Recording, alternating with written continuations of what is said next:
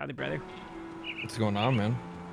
Not much. Just been fucking around playing this game all day. Everyone keeps telling me about it. How you like it? Yeah, I thought it was going to be like, you know, one of those ARPGs. It's just kind of like, okay, sits on Steam, goes for a few bucks, maybe a couple people play it type of thing. But it's actually kind of something special, man. Like it's Grim Dawn's fantastic. You played this one? Oh yeah. Oh yeah. I've played it a bunch. I think out of all of the ARPGs I've played, I like its class archetypes the best, and how you build classes. Yeah, the mixing's really well done. I think the thing I like best about the thing that kind of sucked me in a bit was the way they do the world. I feel like the proportionality of your character is correct. Sometimes, you know, it's stuff's kind of weird proportion-wise, where like your character's like as big as a tree or something, you know what I mean, in these types of games? Or like the houses seem like kind of small or whatnot. But I feel like the proportions feel like pretty decent. You know, maybe not 100% realistic, but like pretty decent. And the world is fucking massive.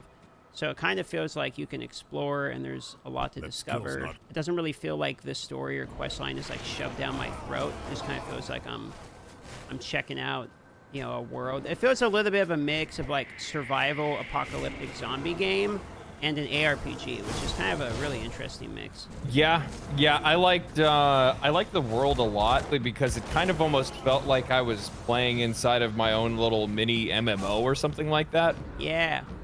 You know what I mean? Because it's it's a persistent world, you know? Yeah, I completely agree.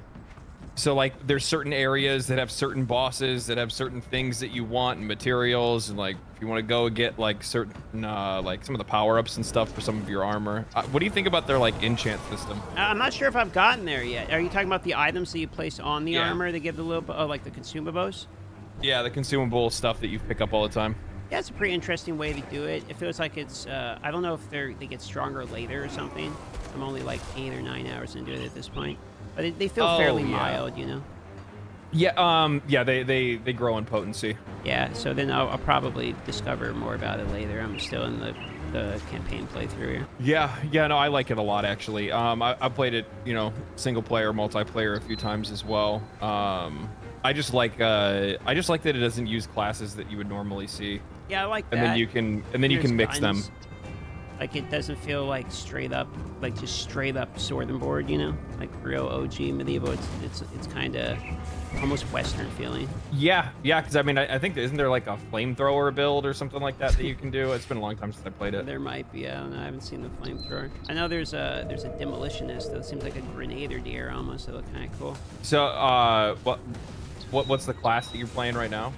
I mixed a cultist. I'm pretty heavily into a cultist and Oathkeeper. I thought it was kind of cool. I paired them together and it became, I guess it's called a Sentinel is what it says. I'm level 33 Sentinel.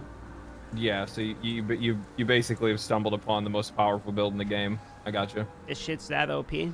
It's fucking gross. It's so busted. It's not even funny. The Pox seems super strong. Like it spreads. It kind of reminds me of like, like a warlock from WoW. Yeah, the AoEs are insane. They ramp really hard, really fast. You'll get to the point where you'll start to feel like just like general mobs go down in one hit, and then bosses will probably take a little bit longer. Yeah, the dot seems like kind of bad-ish against bosses, but like crazy OP against mobs. I think it ramps a little bit later. You'll get to, I don't know, probably 15 or 20 or something right around there, and that's when you start getting like the ability to kind of like proc the dots off of like instant damage. I was messing around with the constellation thing. I went turtle because I like the defense, but then I found one called bat where it like shoots the little like fangs at them, and I've seen that's like procking off. It feels like Vampire Survivors. Like I got the dot going and the little fangs are shooting at them. Yeah, I think it's really cool how they kind of did their own thing while still kind of including some things that you've seen from other ARPGs, but it's all onto its own. It's definitely unique, you know. I don't know if I would play it for the same reason I play other ARPGs. I feel like it doesn't really feel like a normal ARPG. It feels like I would play it as if I was playing Divinity Original Sin or Baldur's Gate. Like that's what the comparison I keep coming to while I'm playing it. It's like that's what it. You know what? I think the best comparison that I would give for me would be playing like. Have you ever played like Champions of Norath? I haven't played that one. Or Dark Alliance 2? Nope. These are both games I've not played. How the fuck are you an ARPG streamer? Because I'm new in ARPG. Diablo 4 was my second ARPG, so I played D3, and then I played D4. And you have to realize the category that I come from is MMOs. So that's what I like. I played MMOs almost. I've played almost any MMO you can name, but ARPGs, no, not really, dude. That's not really where my... Yeah, I'm not. You know what? I'm not even gonna blame you. I'm just gonna blame your chat for not keeping you honest. Well, that's why I'm here, is because I've been spammed to play this game for a year, and everyone keeps, like, the PoE streamers be like, oh, yeah, Grim Dawn, like, it's real good. You know, people are like, this is a good one, like, it's Grim Dawn's so great. But then you never see anyone play it. Like, I haven't seen a single person that I know ever stream the game, play the game, or make a video on it. But, yeah, everyone's like, oh, yeah, Grim Dawn, like, you gotta do that one. So it's like, I was like, all right, fuck it. Like, I guess if no one's gonna play this game, like, I'm gonna go see what it is, because... Yeah. People keep talking about it, but no one actually plays the damn thing. Yeah, well, I mean, because they don't do seasons, right? Yeah, I suppose so. Everyone's busy farming the seasons for whatever game's out at the moment. Yeah, I mean, like, you basically got seasonal rotations now. You got, you know, you go to Last Epoch, and then, you know, Path of Exile will pop, and then Diablo will pop, and then kind of just continue that cycle, right? Yeah, it's the way you're supposed to do it. No, Dark Alliance 2 and Champions of Norath are basically like they're like there was this like golden age right around the time that Diablo 2 popped off, and a bunch of other people wanted to make Diablos, and they actually made good ones. They made good ones. Champions of Norath, I think that's EverQuest, if I'm not mistaken. By the wait, the people that did EverQuest did Champions of Norath. Yeah. That's probably pretty good then, eh? Oh yeah, the story's fucking awesome. Story's awesome. Dark Alliance 2 is Baldur's Gate, so it's based off of Baldur's Gate characters.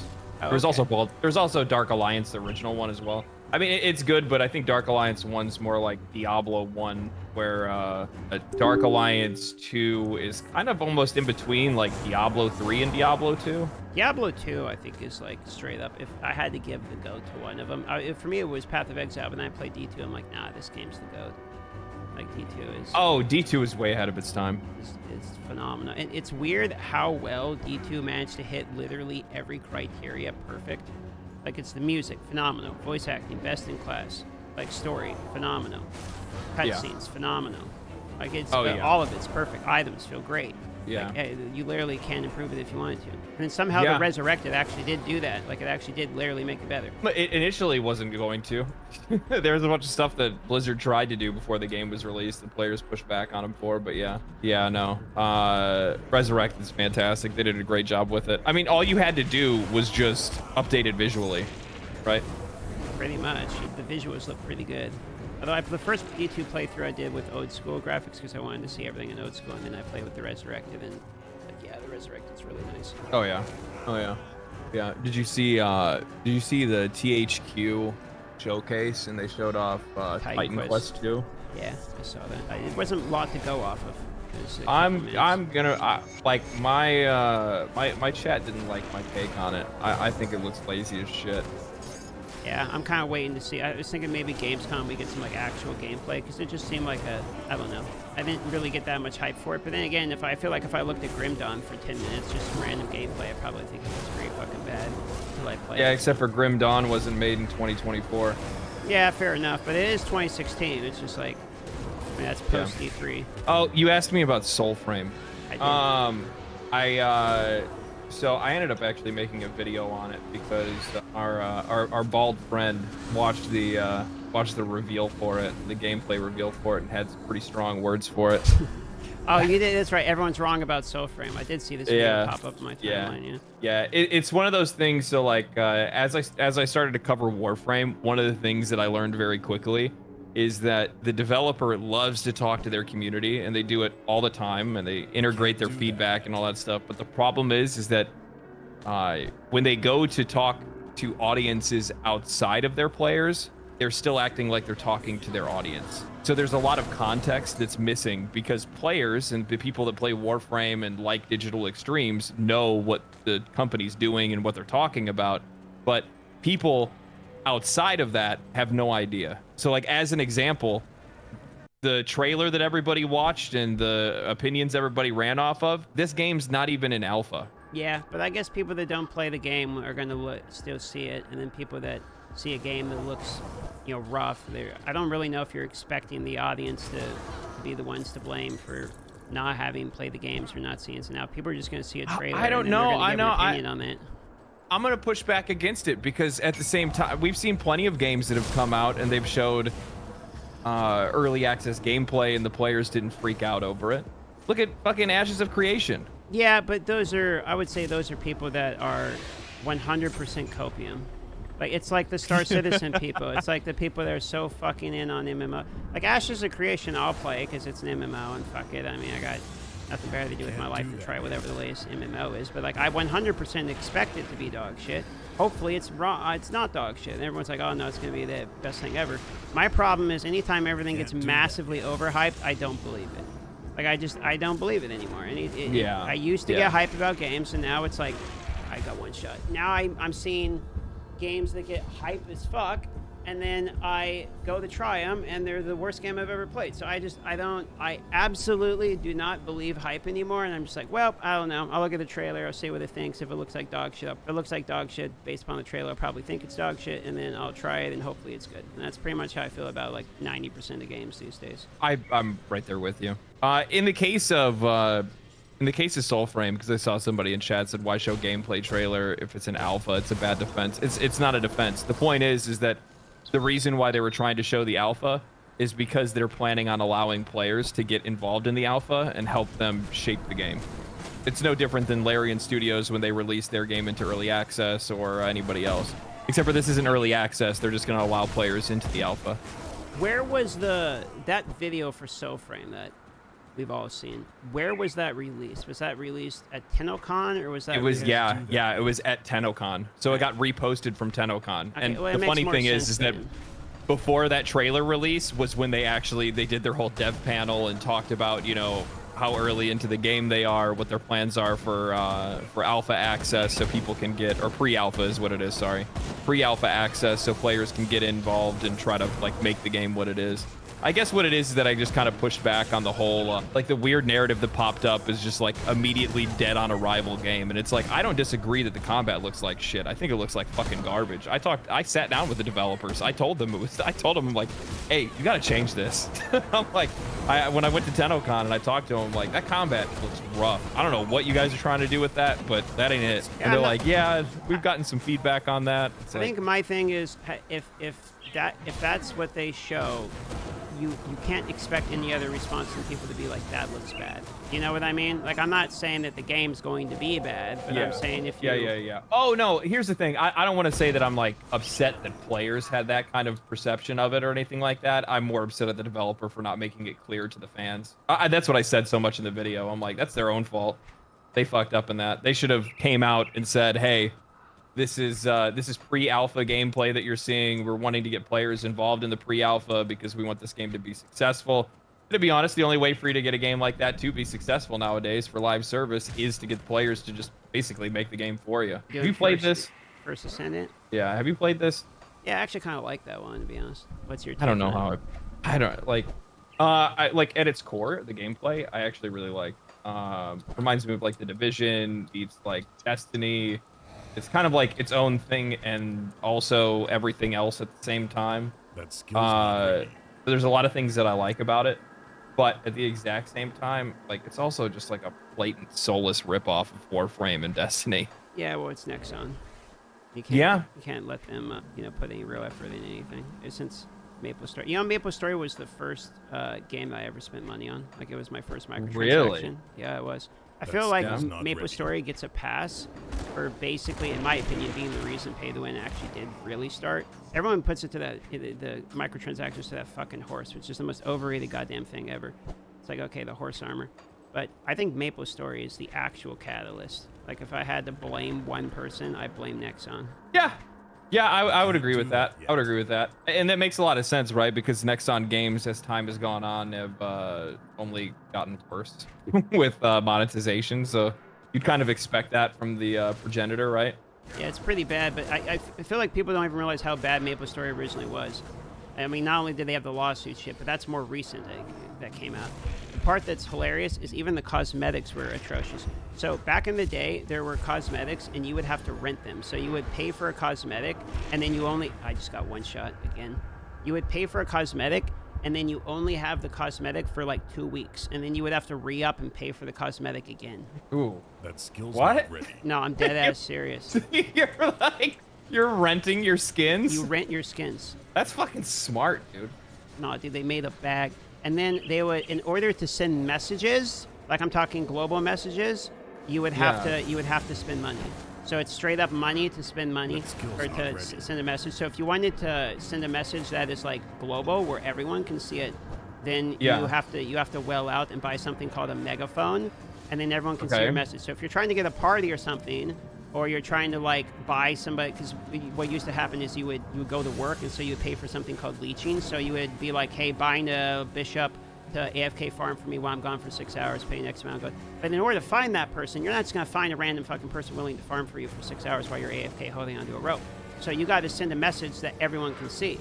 So you would have two types of people. You have the type of people that would just buy the one message because they're just trying to get a message how they're trying to get some service done. Then you would have the obnoxious fucking rich fucking guy who would all day long spam like LOL Keck XD, you're all losers, in all chat with the megaphone because he has infinite money off his dad's credit card. Dude, it was the most obnoxious shit of all time. Fuck, that sounds great. No, that's too good. It was really good. And then they were super smart about like implementing parasocial shit. So you could get married in game, but of course that cost money. And so you could gift each other like cosmetics and all this shit, and you'd have to like buy a wedding cake and do all these things to get married, which came with perks, etc. So it's like they would do everything in their power to have reasons to spend money in the game, and it worked. And they got away with it because it was such an actual good game that people didn't flame the living fuck out of them. But it was Maplestory had every possible predatory monetization you could possibly have in a game that I've ever seen. It's the worst game I've ever seen for not only pay to win, but goated predatory monetization game. It was the best. They were the actual goat at it, and everyone still loves the game, as do I, by the way. You still like it? Still like the game, bro. I listen to Maplestory music maybe every other day on stream. We'll play Maplestory soundtracks because they had great music too. Well, I don't. What kind of game is? I don't even understand what Maplestory even is. MMORPG 2D side scroller, Korean. So like Dungeon Fighter Online. In a way, yeah. In a way, I suppose.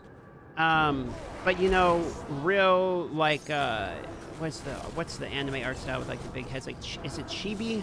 Oh yeah, chibi art anime. Yeah, or whatever. Yeah. It's much that style.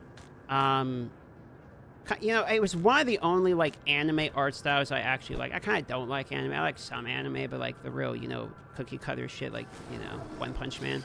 That's you know, the easy, Sword Art easy Online. Stuff. Yeah, you know, mass-produced anime types, and not really anime. There's no. Hey, it's popular for a reason, right? Sure.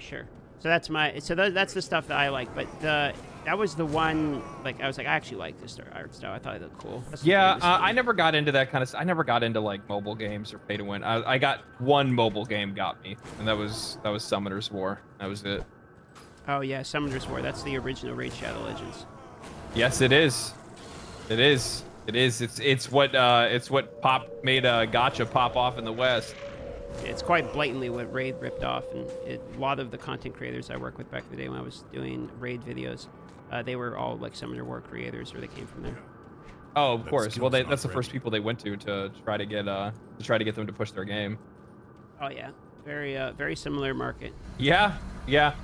Except for the thing is that like I think that like as time goes on, when it comes to these like gacha games, like at one point in time you're gonna have to hit like market saturation, and you're gonna have too many people. Your whales are gonna be too invested in other games to go somewhere else. Yeah, I think what happens is I've done probably a dozen gacha games, like covered them, made videos on them, and talked to was in those communities, talked to those dudes, and was in those programs and everything. What basically happens is people gacha hop. So they'll play one, let's say you play Raid or something, you play for 3 or 4 months, you log in, and this is literally what happens. It sounds like a meme, but it's actually what happens.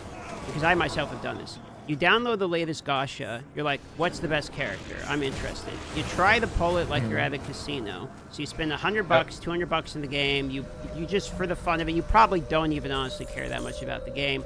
You try to get the characters, you're like, oh cool, I got the character. You get the dopamine spike, you're like, that was fun. It's You know, it's a fucking, you spin the wheel, baby, one time. Whether you play the game for a little bit, maybe you play a PvP match, maybe you do a couple raids or something, and you're like, okay, that was kind of cool. What's the next one? And you download a different one, and then you do it, and you get in a cycle, and you do it over and over and over again with like 15 different games because you're bored and you got nothing better to do, and you're probably stuck at work.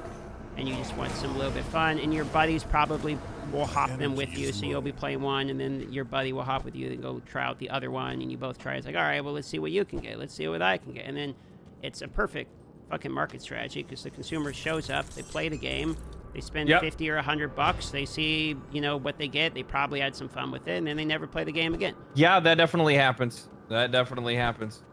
That probably explains why like a lot of them like fall out of popularity and only a few ever stand tall, right? Yeah, most of them are flash in the pan, and you'll notice the ones that stay the longest are the ones that are really good about consistently releasing new characters. Yeah, that keeps everybody pretty hooked. That's for sure.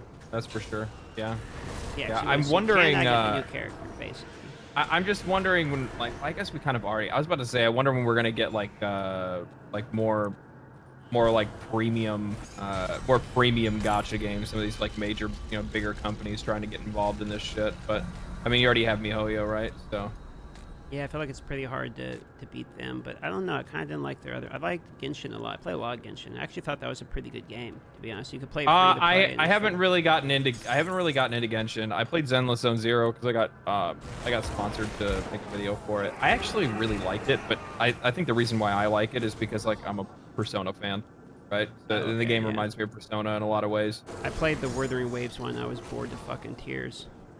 That's supposed to be like the goated one right now, though, isn't it?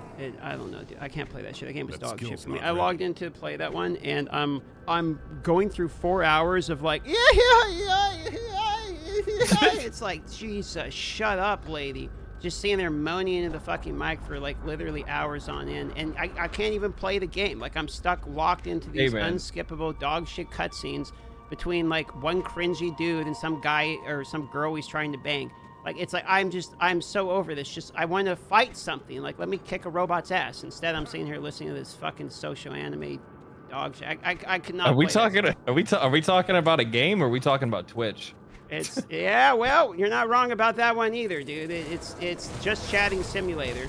Yeah. I don't know, dude. I couldn't play that one. I played it for about 3 or 4 hours, and I was just like, I don't even want to do the pose. Like I'm not even interested in trying to get past the story long enough so I can even waste my money on some posts. I can't even do that. Yeah. See, that's the other thing. I think the most successful ones are the ones that hit you with the polls as quickly as they can, right? They can get them locked in. Yeah, at least don't make me play your game if I'm trying to log into a casino. You know what I mean? Just like let me do what I'm trying to do and never play your shit again. Like trying to move on. Not ready. Yeah. Let me see if I can hit 777s here, man. Come on now. Exactly. Imagine if when you walk into a casino for first time, you have to listen to 3 hours of some soap opera dialogue that you don't care about, and you're like, lady, get out of my face. The slot machine's right there. I can see it. Like, just get out of my way. It's almost like they're trying to talk you out of coming in, right? Yeah, it's unbelievable, dude. You're gonna play Black Myth Wukong? Maybe. I think that's a solid maybe. I think it looks just entertaining enough to do some combat in, but there's also that Warhammer game that comes out a month after. Yeah, that's an IP I never got into. Everyone loves Warhammer. I'm sure it's actually good, but I just never really tried it, so I never really gave it a chance. Oh, speaking of Gamba, you know what I got into recently? Wait, hold on, let me guess. Give me a hint. Give me a small hint. Can't do that yet. Wait a minute. Wait. I got to think of a good one. A lot of content creators play it. A lot of content creators play it. You got in real life. In real life, and you got into it for Gamba? Is it a trading card game? Yeah. Okay, it's a Magic the Gathering. Yeah. Yeah, there it is. Yeah. Boom, nailed it. Yeah, I went to that whole Warframe like thing, right? And I'm like, all right. I'm like, man, maybe folks want to go out and grab a drink or something like that. Hit up a restaurant or something. Every single night, these guys are sitting there. They're all fucking playing Magic. I mean, card games are actually pretty fun, and that's like the goated one, right? Yeah, it's been around for a long time. I didn't really get into it much when I was a kid. I kind of fell out of trading card games. I did like Pokemon and Yu-Gi-Oh, and then that was it. I did, well, that's what we do for our date night. So every Friday, we go to our local trading card place and we buy like 10 packs of Pokemon cards. And we go sit on the couch and we each go back and forth opening the cards. And the person who wins the one-on-one of the, like, we'll open a pack each, and the person who gets the best card out of that pack versus, like, it's War, you know, the card game War. The person who gets the best card wins that round, and the person who wins the most rounds out of the 5 gets to pick the movie for the day. The person who has the best card out of all of them. So we have quite a folder collection of a lot of Pokemon cards, and we've been doing this for, I think, 3 sets of Pokemon cards now. So we've got, you know, it's like a history. We put them in chronologically into the folder, so we can go back through our date nights of every Friday and see, like, oh yeah, I remember when we pulled that card. Like, I remember that movie or whatever. Oh my god, dude! Speaking of Pokemon cards, I went home and I was visiting family and whatnot, and I have a bunch of my old stuff back home, and I every once in a while just want to like check to see how everything's doing, like the things that I store back at my mom's house. Oh no, the pit that you're just hoping it's not gone. Like, oh honey, I donated those. Yeah. So like I'm looking and I'm like, oh man, I actually wanted to check my cards because I saw that, like, you know, over the last few years they've really jumped in value, and I know that I have a lot of first edition cards from the very first set. That's really only one I played, right? So like, I know offhand that I have a, like, I don't have a first edition Charizard. I have a regular one, like a Shadowless. I know that for a fact. And then I have, but like a first edition, like Venusaur and Blastoise. I definitely have those and a bunch of other ones as well. And I go to open my book and all of the hollows and only the hollows are missing. Oh no. Oh, yeah. No. Yeah, so I'm sitting there and I'm like, you got to be fucking kidding me. So I'm like, Mom, where were these cards at? Oh, they were in the garage. What were they doing in the garage? Oh, well, that's just where we had to put them for a while when we were working on some stuff in the basement. Oh, okay. And I'm like, you didn't have them out there when you had a garage sale, did you? And she's like, yeah. And I'm like, oh no. I'm like, I know for a fact somebody snuck in that garage and just made off like a bandit. Absolutely, dude. Buy a bunch of hollow Charizards for like $5. It's like, yeah, lady, I don't think these are worth anything, but, you know, I'll take them off your hands. No. She wouldn't have sold them. She knows better than that. She knew she didn't sell them or anything like that. She's like, chances are I think what ended up happening is somebody went into the garage when she wasn't looking or helping somebody else and just took all the hollows out and that left. Skill's not ready. Oh, wow. Yeah, I would imagine somebody just jacked them. I mean, because, like, thinking about it, like, knowing the cards that I had, right? Because, I mean, I was a Pokemon geek, so I still remember, like, all the cards that I owned. There's probably, like, I don't know, probably 10, 15 grand in there.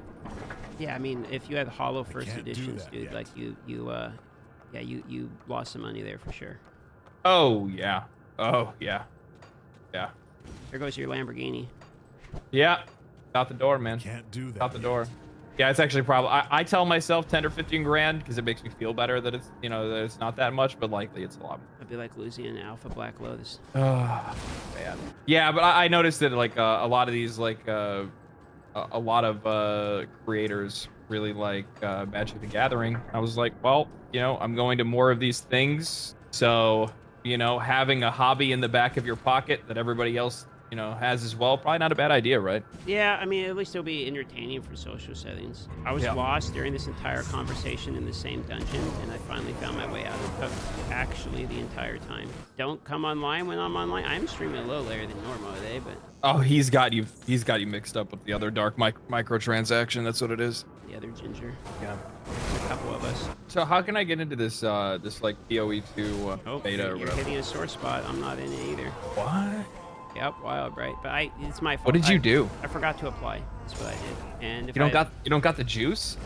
I mean, I have contacts, but they are doing it ethically, and they're like, nah, like we're full up, like, you know, you didn't apply.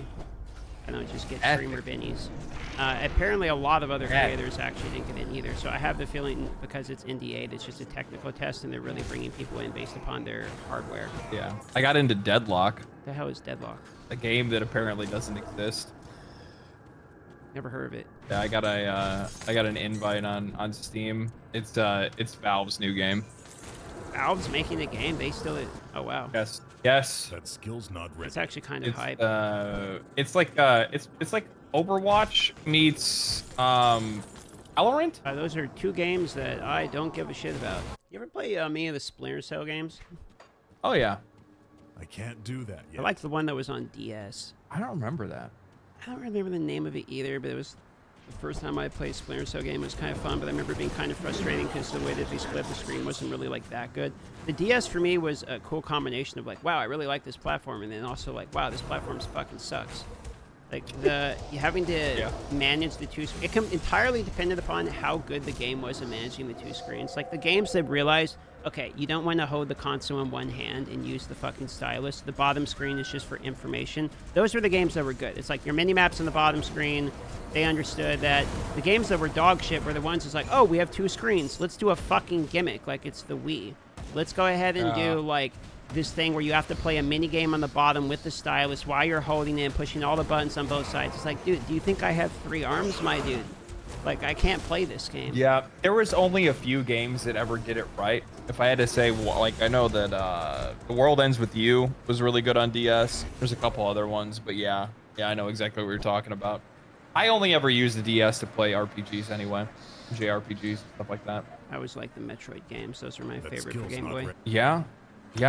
No, like for me, when it comes to like, so I would probably say like I had evolved when it came to handheld systems, where initially I was playing all kinds of stuff, and then, you know, way back in the day when Blue and Red came out, and then it was just fucking game over. And then after that, literally every Nintendo handheld was just a Pokemon player. The Pokemons were good up until they started doing inanimate objects for Pokemon. That's when I started losing it.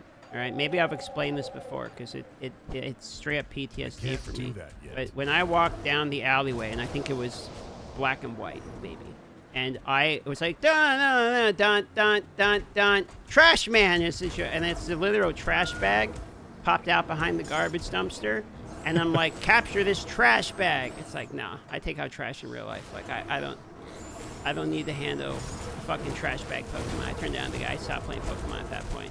That and the fucking ice cream cone Pokemon. When it was an ice cream cone Pokemon, I'm like, what are we doing, dude? Like, this game used to be dragons. Oh yeah, that was I want to say that was probably the introduction of White and Black. That's after I quit right around that same time too, because I was like, dude, some of these like these designs are getting like not good anymore. No, I legitimately believe they ran out of ideas.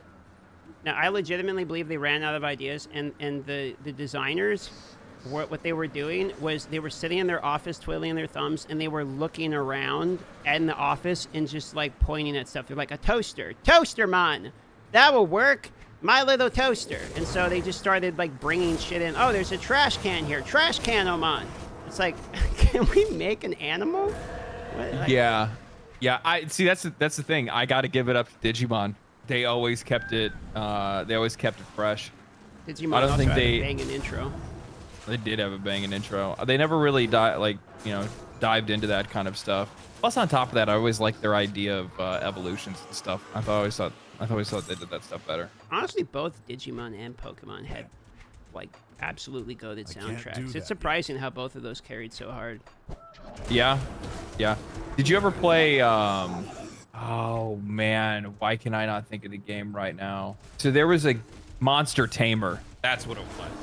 Monster. Why does that sound so familiar? Monster. So there Tamer. was this. I want to say they had the PlayStation 1 version of it, and you could put the game in and play the game, and then you could take other discs. Monster Rancher, that's what it is. Monster Rancher, yeah. I was close. I forgot. Yeah, Monster Rancher. So Monster Rancher, you could put other discs inside of your PlayStation, and it would make like monsters off of those discs. It was so cool. It was so cool. Wasn't there a Pokemon game that its entire purpose was to contain the other Pokemons? So you would get all your Pokemons and you would put them into, I think it was a GameCube game, like Pokemon Ranch or something, and you would dock all of your Pokemons into that Pokemon game, and you just collect them there. Pokemon Stadium? Yeah, you could do that in Pokemon Stadium. You could Skills take not your ready. your monsters from your Game Boy game and play it on the N64. I feel like that was very ahead of its time to being able to trade digitally. Bro, that shit was goated, yeah. I mean, that was one of the reasons why the game did so well in the first place. 100%. I remember one time I was on an airplane with my Game Boy, and you know, I'm like a kid with like I think Game Boy Advance, like the OG, like kind of bluish tealish one. And I look over and there's another kid playing Pokemon. I'm playing Pokemon, but I had my little like Game Boy baggie thing that I would bring with me that had like all of my Game Boy shit in it. And I had the trading cord. And so I was like, my dude, are you playing Pokemon? He's like, yeah, fuck yeah, I'm playing Pokemon. So I'm like, okay, you want to trade some Pokemon? So we spent the entire flight like negotiating trades about, okay, I'll trade you this Pokemon for this Pokemon for this. And the fact that you could just have that happen, you know, back in, I mean, what would this been, like early 2000s, right? Or even 02, 03, or something like that. It's crazy.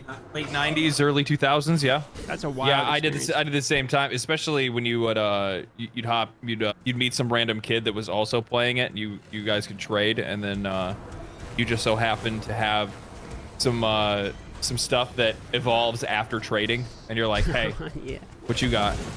Forgot about that. Evolved after trading. What were the ones that evolved after trading? I think Machamp was one of them. Was Golem? I don't remember. I don't think I ever had the Golem. The one I always wanted was Onyx.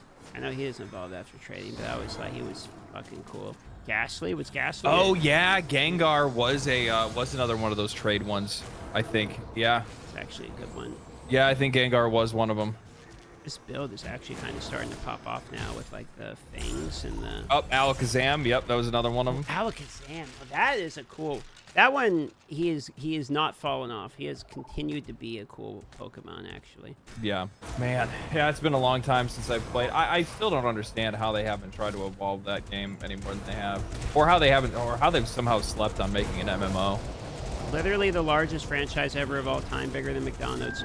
And then somehow what we get is a 12 frame per second like thing where they copy pasted the same 3 different style of children in a classroom that can barely even be loaded, and they can't even bother doing cutscenes, so it's just like fades to black and they go ... Like, what the fuck? Like, The game's not made for the older audiences. I mean, that's Nintendo's thing. They don't make games for nostalgia. They make games for the next audience. It's one of the reasons why they've been so successful. Is they don't make games for adults. I agree, but just because it's for children doesn't mean children don't recognize a dog shit game. Like the loading screens are ridiculous. It just fades to black consistently. The cutscenes are the worst thing I've ever seen. The frame rate is horrible. I don't understand why a kid would play the game. Honestly, I don't. Well, they don't know any better. I don't think they really care, to be honest. I guess.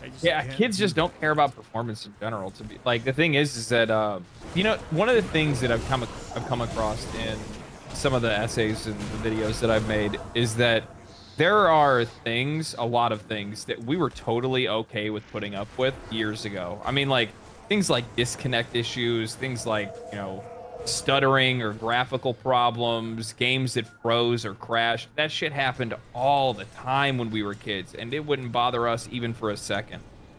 And I think it's just as you get older, your standards go up. Like, I agree. Your standards go up because you're comparing backwards to games you played before. But I also legitimately think we grew up with games that were better. Like we had amazing games. We've just been talking about them for the last hour. Games that were fucking goated. The games have actively gotten worse. Let's see it. I mean, yeah. I mean, but I'll still say I know for a fact that all those goated games that I had before still had their fair share of issues.